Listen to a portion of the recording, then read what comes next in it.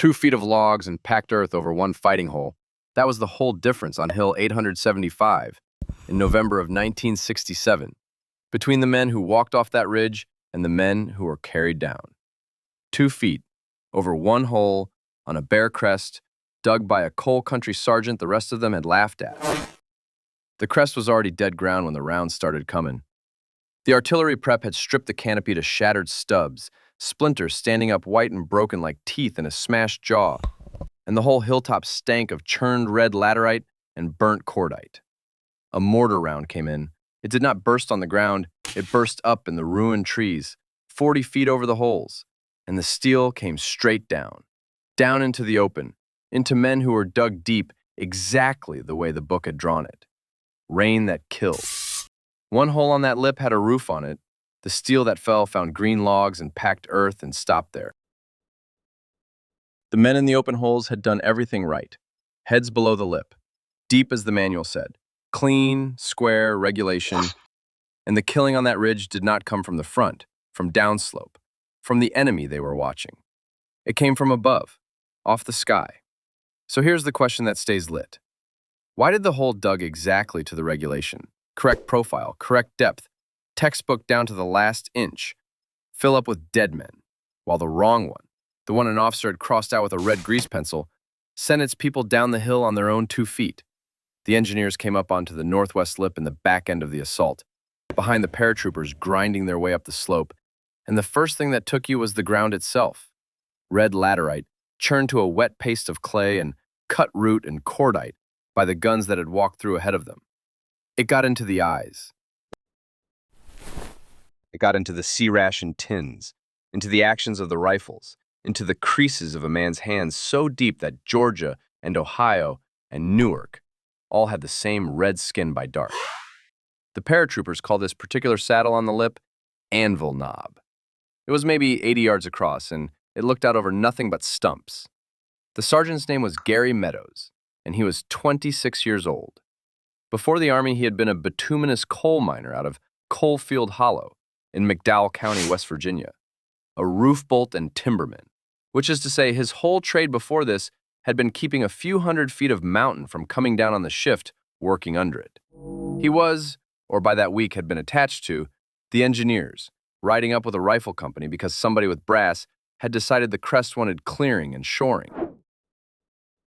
He carried a bent brass check tag on his dog tag chain, a pit token, the kind of tag a miner hangs on the board so the mine boss knows who is still down the hole. He never explained it. Most of them never asked. Everybody on that lip was digging down. Meadows kept looking up.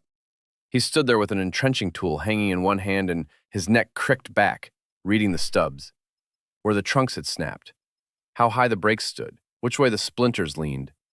The men around him read the tree line for a muzzle flash. He read the tree line for how far a thing would have to fall.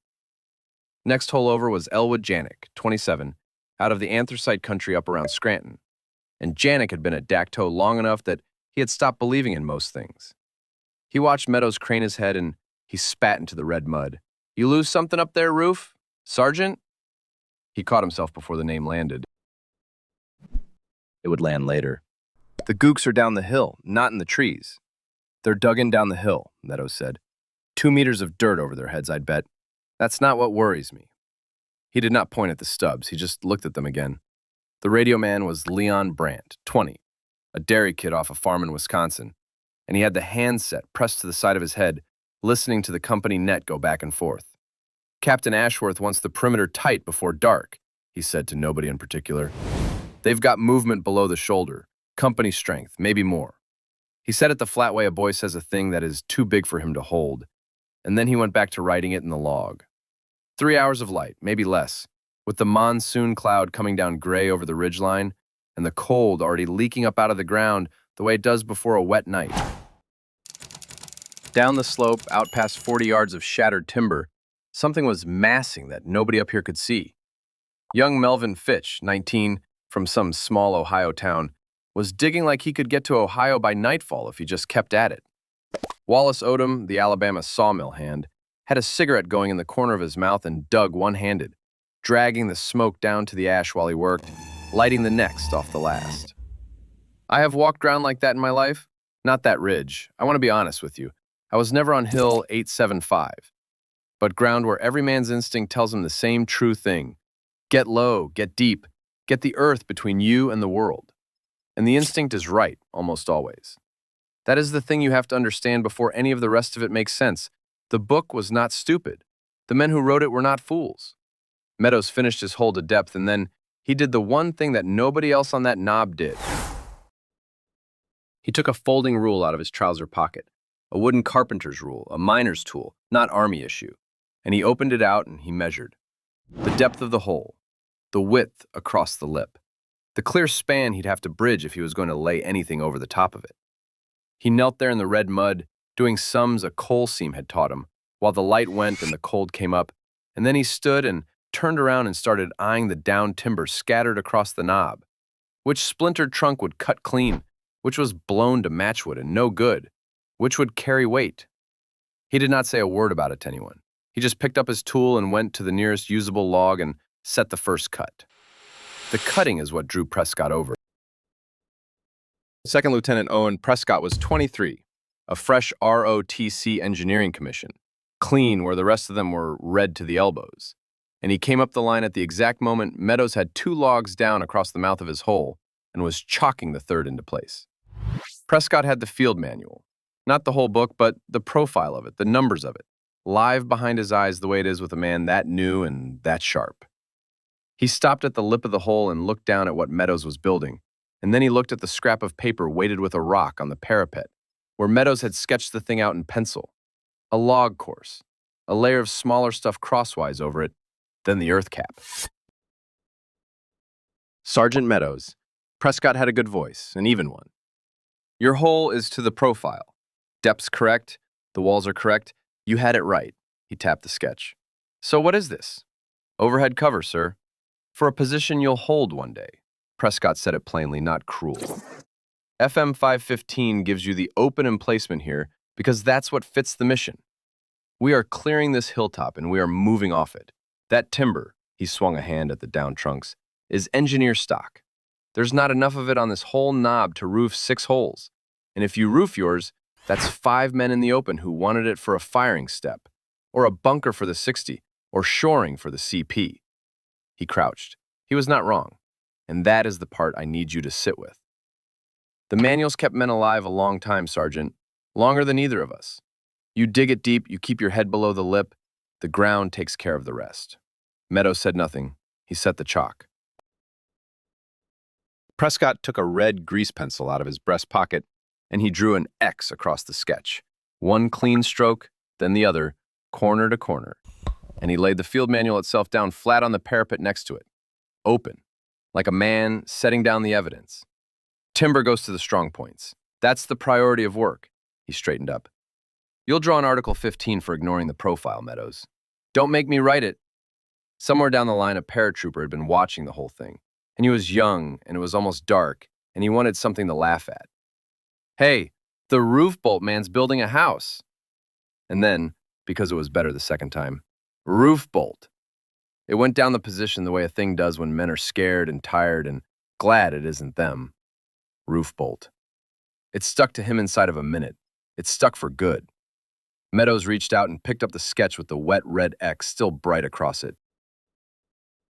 He did not smooth it or argue it or hold it up. He folded it once, folded it again, and put it away in his trouser pocket, down next to the folding rule. Then he turned back to the log he'd been working and set the saw and cut the next one. Here's the true trouble he was in, and it had nothing to do with the lieutenant. The timber genuinely was short.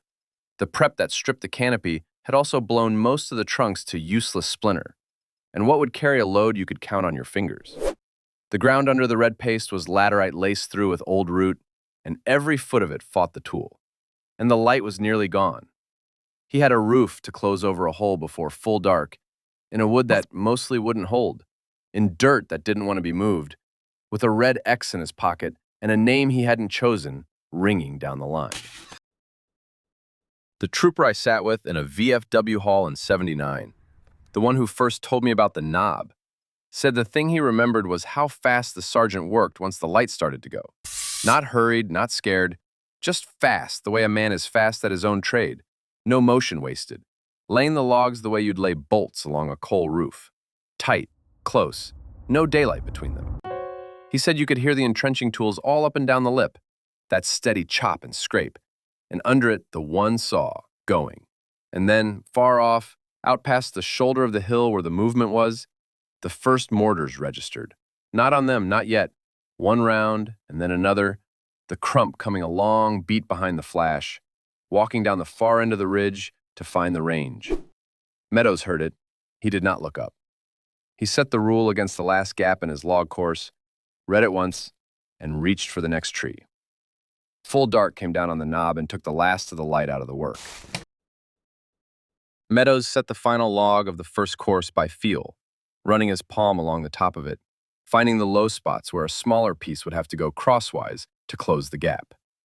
His hands knew wood in the dark the way another man's know a face. The mortars had gone quiet for a breath, that flat silence a night has right before it decides what it's going to be, and the cold was coming up hard out of the ground now, up through the soles of his boots, up the backs of his legs, the way cold comes up out of a deep hole and not down out of the sky. That is the thing about the ground on a hill like that. In the day, it holds the heat and chokes you. After dark, it turns to a cold sink and pulls the warmth straight out of a man crouched in it. And a wet monsoon night makes it worse. And there is not one thing in the field manual that fixes it. You just get cold. He'd been cold underground half his life. He knew how to work anyway. Here I should tell you plainly what this was, so you can stand on the knob and understand what was bearing down on those men. The sergeant's name I have changed, and one or two of the others. The hill is real. The unit is real. And the engineering is exactly as it was. Hill 875 was a bare hump of the Central Highlands near Dak To in Kon Tum province. And in the third week of November 1967, a battalion of paratroopers was grinding its way up the side of it, into an enemy nobody up top could see. The artillery had walked over the crest for days and stripped the trees to the stubs I described. It had not touched what mattered, because the enemy on that hill was underground, dug in, deep, professional, and here's the irony that sits at the dead center of this whole story. So I'm going to say it flat and let it stand. The men down that slope had already done the exact thing Gary Meadows was being mocked for doing.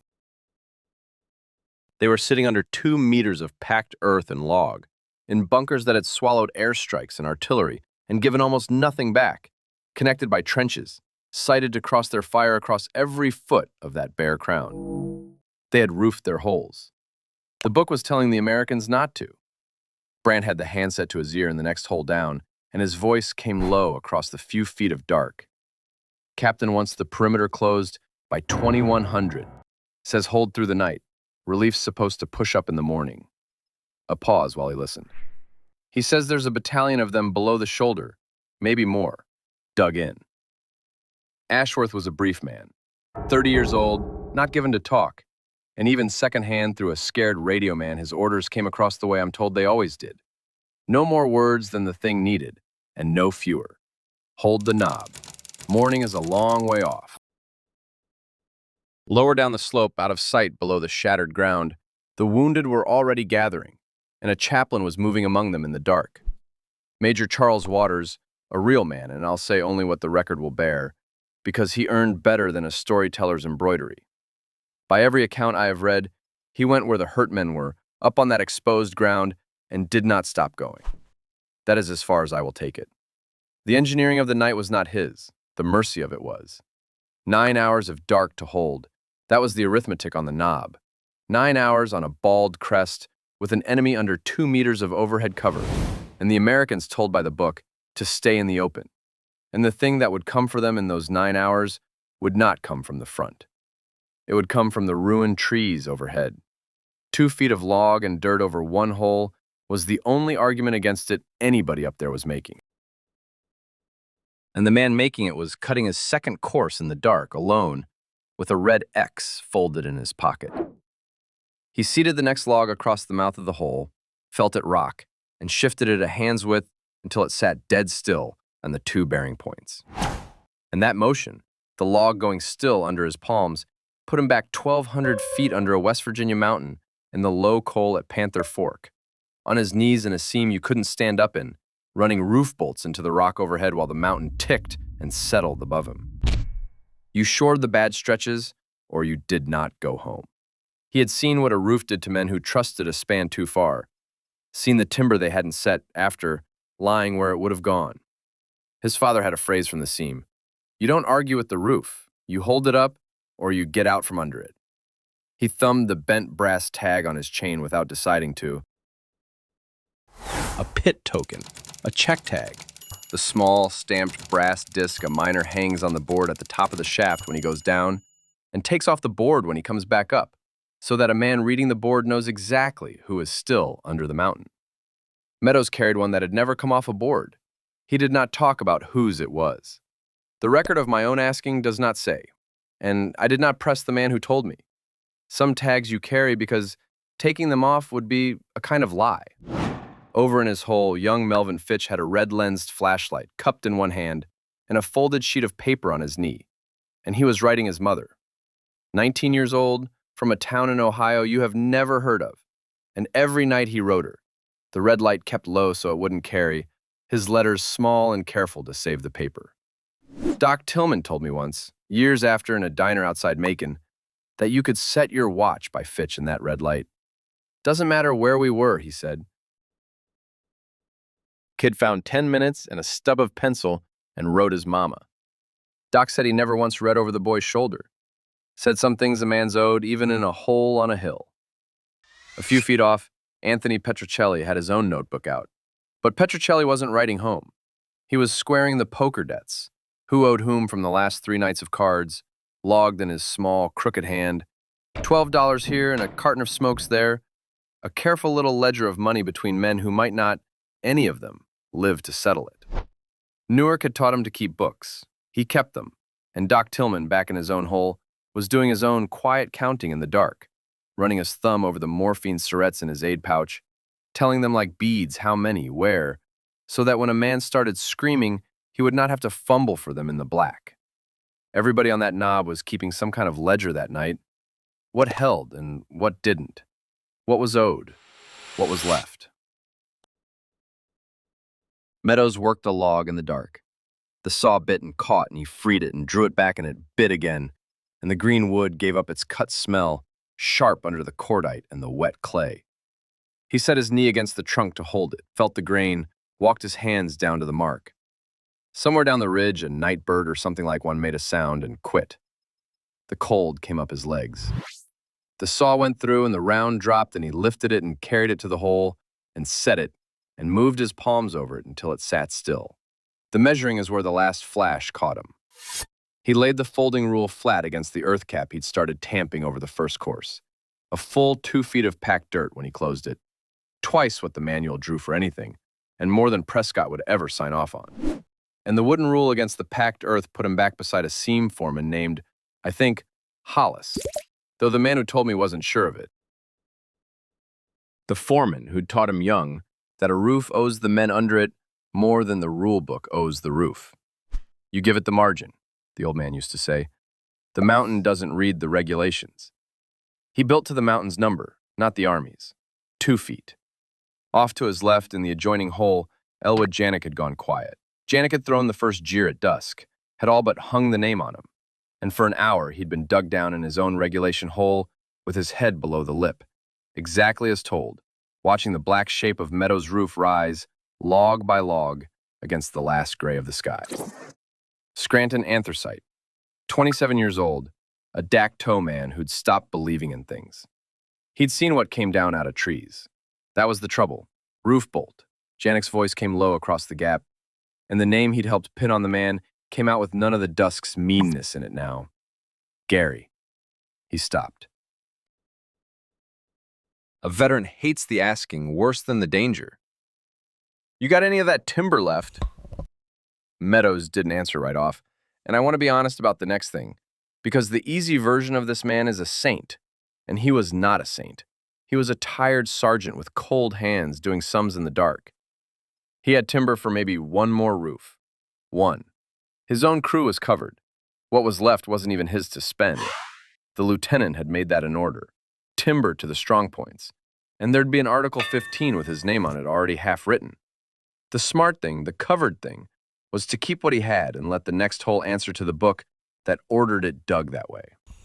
He crouched there over the saw, and for a long moment, he did the cold arithmetic, and he nearly kept it.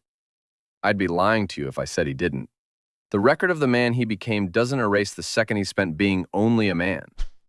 Then he picked up the saw and stood. "Get your entrenching tool," he said. "Start clearing your lip flat, both long sides, while I cut. We're not going to have enough. We'll cover the half of you that matters and pack dirt on the rest and hope the night's short." He was already moving toward the last usable trunk. "Head end gets the logs, Elwood. If it comes down, you want it over the part of you that doesn't grow back." Janek was up and out of his hole with the tool before Meadows finished the sentence. And down the far end of the ridge, the mortars started again. Not registering now, not one lonesome ranging round, but walking, a string of them stepping down the crest in the dark, each crump closer than the last. The flashes throwing the shattered stubs into a half second of white and gone. The steel finding the range and coming toward the knob 100 yards at a time. Meadows set the saw to the trunk and did not look up at the flashes. He cut faster. The range was walking in. The first round reached Anvil Knob a little after the range found it. It came in the way they all came, a thin, rushing note that a man learns not to hear until it stops. And it did not stop on the ground. It burst up in the shattered stubs above the position, 40 feet over their heads, a hard, flat crack with a white flash inside it. And the steel came down.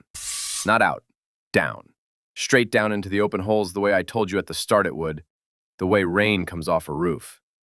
Except a roof was the one thing most of those holes did not have. There was an open hole maybe 15 yards off from Meadows, 2 paratroopers in it, and they had done everything the book had ever asked of them. Dug deep, heads below the lip, clean square walls, the profile exact, the kind of hole a lieutenant would have signed off on with a nod. They were dug against a thing coming at them across the ground, and the thing came from above instead, and the earth they were down in did not help them and could not. I am not going to describe what the fragments did to those 2 men. The after-action language for it is short, and I will keep it short. The open hole did not save them. It gathered them. Meadows' roof took the same burst. So did Janek's half roof, the one they'd thrown together in the dark an hour before. The fragments came down and struck logs and packed earth and stopped in it, and inside the covered holes what fell was dust, a fine sifting of dirt shaken loose between the courses, coming down on the men's necks and helmets, gritty in the teeth, but only dust. Meadows felt the whole roof jump above him and settle. He put his flat hand up against the underside of the earth cap in the dark, the way his father used to lay a palm on a coal roof after a shot to feel whether it was talking, and it was still. Dust, not steel. It held. Somebody down the line was screaming, and somebody else was calling for Doc, and Brant's voice cracked across the net higher than it had been all night. Tree bursts. They're air bursting us in the trees. We got men hit in the open holes. And then he made himself slow down the way a good radio man does, and gave the grid and the count. Tillman was already out of his hole and moving low toward the open one, Surrette's told out in his pocket, going toward the part of the night no medic gets back from clean. And the ridge, for a moment, went quiet in a way that had nothing to do with the guns.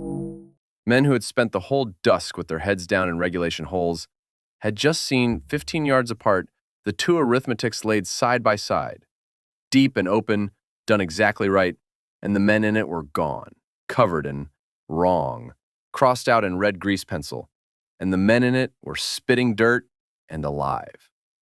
Nobody had to say it. On that ridge in that minute, the field manual died in front of everybody who was looking. Prescott was looking.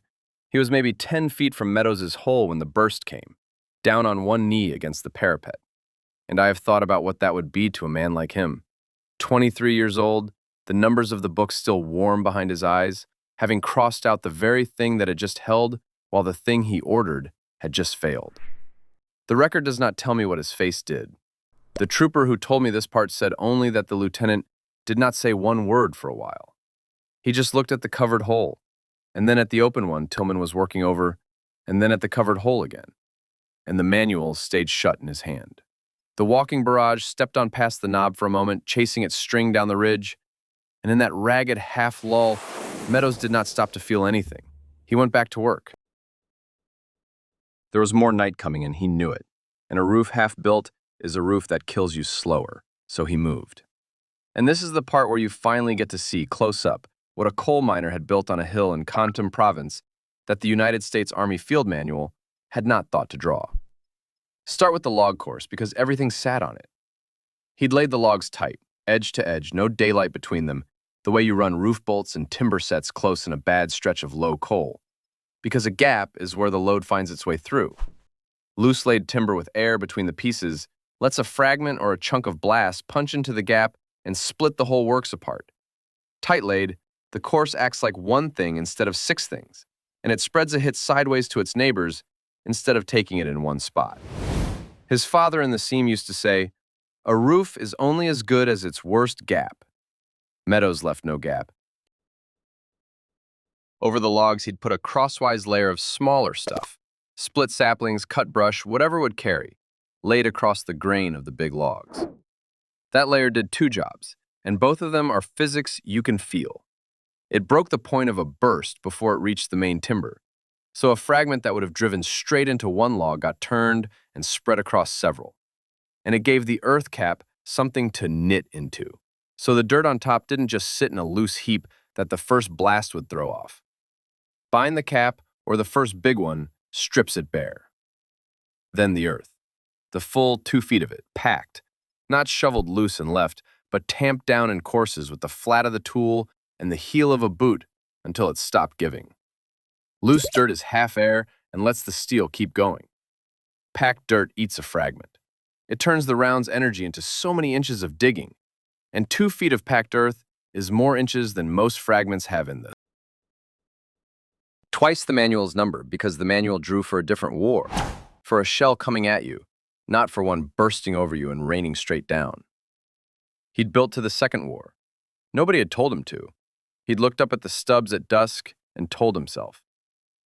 There were 2 more things, and they were the difference between a clever man and a man who'd lived his trade.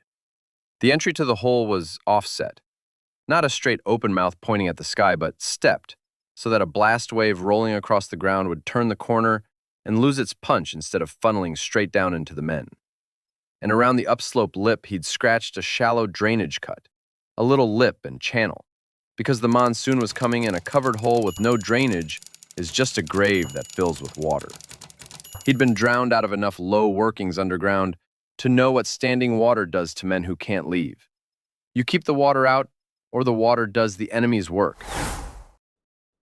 One after-action report of the fighting up around Dak To, as it was told to me, put the lesson of those hilltops in a single flat line, that the men who improvised overhead cover lived where the men in open holes did not, and that the lesson had to be relearned in blood on nearly every hill. I'm not going to dress that up. It is about the plainest sentence a war ever wrote about itself. Prescott had come the last few feet without anyone quite seeing him move. He crouched now at the lip of Meadows' hole in the dark, the manual still in his hand but held loose, down at his side, forgotten, and he watched the sergeant pack the last of the cap and true it flat with the tool. He didn't say the thing he'd said at dusk about priority of work and engineer stock. He didn't say anything about an Article 15. For a while, the lieutenant just watched the coal miner's hands, and when he did speak, it was low, and it was a question, not an order. "The crosswise layer," Prescott said. "The small stuff over the logs. Why?" Meadows didn't look up from the tamping. "Breaks the burst before it hits the timber, spreads it." He set the flat of the tool and leaned his weight on it. "And it holds the dirt on. You want it, sir? Cut your saplings the length of the log and lay them square across. Don't skimp the dirt after. 2 foot, packed, or don't bother." Prescott looked at the roof a moment longer. Then he set the field manual down on the parapet. Not slapped down this time, just set, the way you put down a tool you're done with for now.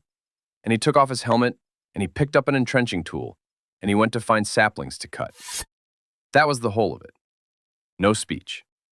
A 23-year-old officer who'd crossed out a coal miner's sketch in red at dusk, cutting brush by feel in the dark to the coal miner's pattern before midnight. The book had closed in his head, and it closed quiet. Word of it moved down the position the way word moves among men in the dark. Not shouted, passed. Somebody in a covered hole yelling low to the next hole over, and that hole to the next. The roofs held. Roof bolts' holes held, and Janek's held, and the open ones didn't.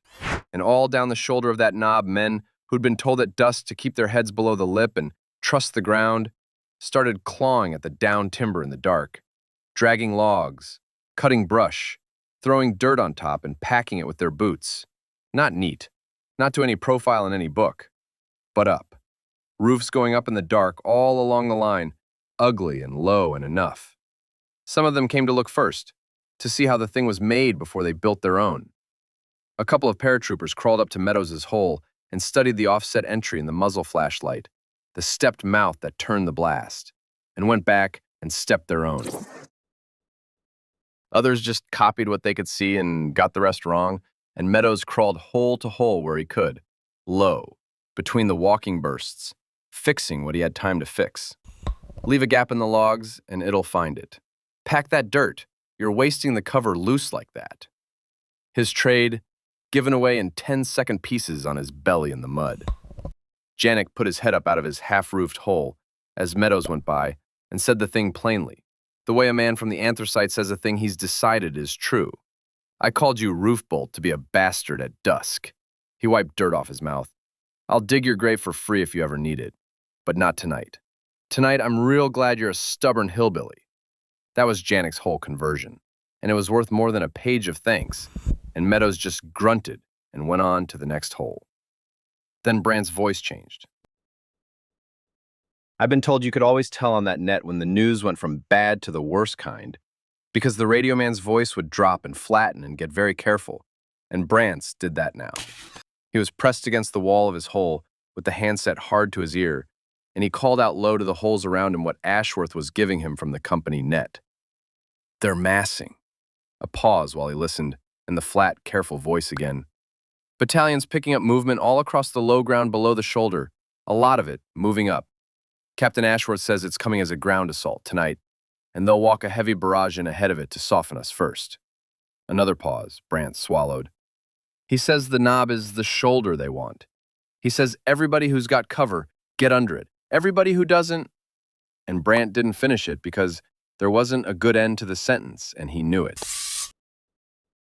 Prescott came back to Meadows' hole with an armload of cut saplings and heard the last of it. He looked at the sergeant across the dark, the two of them red to the elbows in laterite, the manual lying shut and forgotten on the parapet between them, with a red grease pencil X somewhere in the sergeant's pocket that neither of them was thinking about yet. Lieutenant, Meadows said, get in a covered hole when it starts. Yours or somebody's. Doesn't matter whose.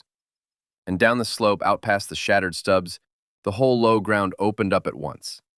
Not the walking string of registering rounds now, but the full barrage coming in.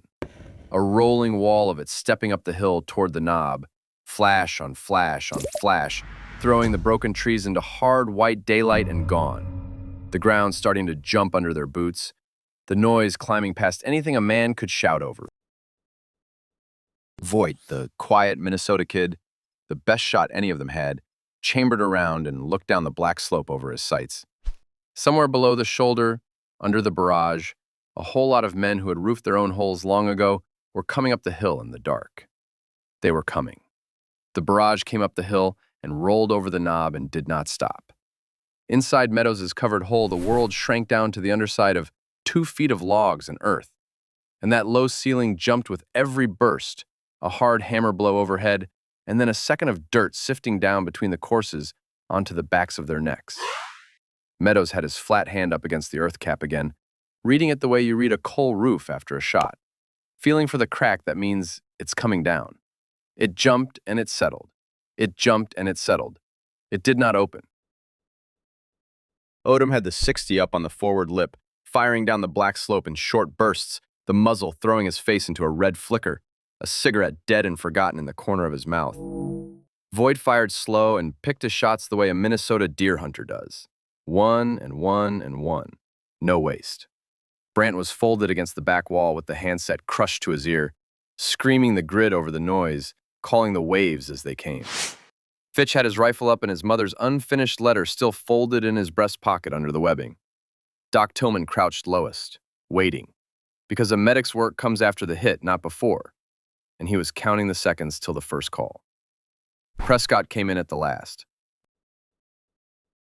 He'd been out on the line moving men into cover when the big wave hit, and Meadows saw him caught in the open in a burst's white flash and reached up out of the hole and got a fistful of the lieutenant's sleeve and hauled him down and in, hard, the two of them going down together against the log wall as a tree burst cracked overhead and the steel came down and hit the roof and stopped. Prescott pressed his back to the logs, with one hand clamped over an ear, and he said nothing at all. The officer, under the enlisted man's roof, breathing hard, alive because the man he'd threatened with an Article 15 had left no gap in the timber. Outside, the assault came up under its own barrage and crashed against the covered line. And here's the plain mechanics of why the knob held when it should not have. The men along that shoulder were alive to fight. The barrage that was meant to strip the crest bare and leave nobody standing to meet the charge came down on roofs instead of on open holes, and the men under those roofs stayed whole and stayed on their guns. And a line that can still shoot when the assault reaches the wire is a line that holds. It came in waves against them out of the dark, and the fight went hand to hand in places along the lip, and it was ugly and close, and I am not going to pretty it up. But the guns on the covered line never went quiet. The men were still there to work them. Meadows was up on the lip himself with his rifle through the worst of it, down again when the bursts walked back over the top, up again. And between the waves, he still crawled the line low on his belly, patching what he could. A man dragging a last log over a half-open hole while the sky came down, jamming dirt into a gap with his bare hands. His trade in the middle of the fight. He'd spent his life keeping a roof up over men who were working under it, and the work that night was staying alive, and he kept the roof up. Who paid for the knob holding, he did not yet know. In the dark, mid-fight, you never do. Gray dawn came up wet and slow over the crest, and the guns fell off to nothing, and the men on Anvil Knob started climbing up out of the ground to see who was left. What held all down the line. The covered holes had come through, men crawling out of them deaf and filthy and spitting dirt, ears ringing so bad they read each other's lips, but on their own 2 feet and whole. The ones who'd clawed roofs together in the dark to Meadows' pattern had lived under them. Deep and open was death when the steel fell straight down. Covered was life. The hill wrote it plain, and it wrote it in the count of who stood up that morning. Meadows climbed out and went looking for his men and found most of them. Odom blackened, still with an unlit cigarette. Fitch alive, the letter in his pocket. Brandt, Voigt, Doc. Petrocelli with his poker ledger still buttoned in his shirt. Prescott, up and moving, dirt to the eyebrows. And then Meadows went to the adjoining hole for Elwood Janik, and Janik was not in it. They found him out in the open, 40 feet down the slope, short of the covered line. The record I have is thin, and I'll give it to you the way it came to me, which is plain. During the assault, a man in one of the shredded open holes had been hit and was screaming out in the fire-swept ground, and Elwood Janik, 27 years old, Scranton anthracite, the first man on that knob to believe in the roof, who an hour before had said he was glad Meadows was a stubborn hillbilly, climbed up out of his own half-cover and went out into the open to drag that man back toward the roofs. A tree burst caught him in the open. The very sky he'd been spared from an hour under 2 feet of logs took him in the ground he chose to cross for somebody else. The first to believe, killed going back up into it. Meadows knelt by him in the wet laterite and closed his eyes with 2 fingers and did not say anything, because there was nothing that belonged in the air right then. He carried a bent brass check tag on his chain already, for a man who'd never come off the board back home, and I think, the record does not say this, it is only what the man who told me believed, that Elwood Janik became another name he carried out of that country and did not talk about. Some tags you take off the board, some you carry. I'll say one true thing about that hill and not dress it, because you may have read it. The worst single blow on Hill 875, by most accounts of it, did not come from up the slope at all. It came from an American aircraft, a bomb load falling short onto the perimeter in the dark, and it killed a great many men at a stroke. That is the truth of that ground, and I won't hang it on this hole or these men. It happened elsewhere on the hill, and it is part of why the name is remembered the way it is. The chaplain who had been moving among the wounded down the slope, Major Charles Waters, was killed on Hill 875 as well. That much the record holds, and I'll leave it there and add nothing to it. And if you had kin on those hills around Dak To that November, a father, an uncle, a name on a wall, put the unit in the comments and let it be said out loud here. That is worth more than anything I can tell you. What held that night held because of 2 feet of packed earth. What was lost out in the open, going back for someone. The morning after, when the wounded were down off the knob and the count was made, Lieutenant Owen Prescott sat on an ammunition crate in the gray, wet light with a fresh after-action notebook open on his knee. And he was copying, line for line. The log course laid tight, no gap, the crosswise layer of small stuff to break the burst. 2 feet of packed earth, not shoveled loose and left. The offset entry that turns the wave, the drainage cut. He wrote it in a careful engineer's hand, the way a man writes a thing down so it won't be lost. And flat on the crate beside him, weighted with a clip so the wind off the ridge wouldn't take it, was Meadows' own pencil sketch, the one from dusk the evening before, with the red grease pencil X still bright across it, corner to corner, the same X the lieutenant's own hand had struck through it not 15 hours earlier. He copied the drawing he'd crossed out. He did not say anything about the X, and neither did Meadows, who stood a few feet off drinking cold coffee out of a C-ration can and watching the lieutenant work. And the only thing said between them, by the account I have, was Prescott not looking up and saying, "How deep on the drainage cut?" And Meadows saying, "Hand's width. More, and you undercut your own lip." That was all. That was the whole of the apology and the whole of the acceptance, and it was enough for both of them. What became of the design, I can give you only the way the record gives it, which is sideways and without his name on it. The lesson of those hilltops got written down that season in the plainest currency there is. Men who improvised overhead cover walked off. Men in open holes did not. And along that shoulder and on the hills that came after, cover started going up over the holes as a matter of course, ordered along the line, taught to men coming up green. When it was taught, it was credited, where it was credited at all, to an enlisted engineer whose name the record does not keep. That is how it usually goes with the men who fix the thing on the ground. The fix outlives the name. What became of Gary Meadows I can give you plainer, and I won't gild it because he'd have hated that worse than the mockery. He came home when his time was up, and he went back down, back to the low coal in McDowell County, roof bolt and timberman, keeping a few hundred feet of mountain up over the shift the same as before, as though the hill in Contum had just been another bad stretch of roof that needed shoring. The trooper I sat with in '79 said Meadows almost never spoke of it, and when he did, it was about the timber and the dirt and never about the night, and that he carried that bent brass tag on his chain to the end and added to what it stood for and told no one the arithmetic of it. He lived a plain life and he died a plain man, and the design that saved that knob has his hands all over it and not his name. And the ground itself, a recovery team that went back up onto those crests years on, found the holes still readable in the earth, the covered ones especially. A low, square scar with the rot of old logs in it where a roof had been. Laurel and scrub grown up through the middle of it now. You could still tell, all that time later, which holes had been roofed and which had not. Because the roofed ones held their shape, and the open ones had slumped back to nothing. The land kept the ledger after the men were gone. It held the record of what held. Here's the whole of it, and then I'll leave you be. The men who lived on that knob lived because one man looked up when everybody else was looking down. That is the entire thing. There is no more to it than that, and there does not need to be. 2 feet of logs and packed earth over one fighting hole. That was the difference on Hill 875 in November of 1967, between the men who walked off that ridge and the men who were carried down.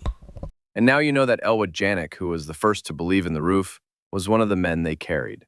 Not because his cover failed him, but because he climbed out from under it into the open, for somebody else. He knew exactly what came down out of those trees. He went anyway.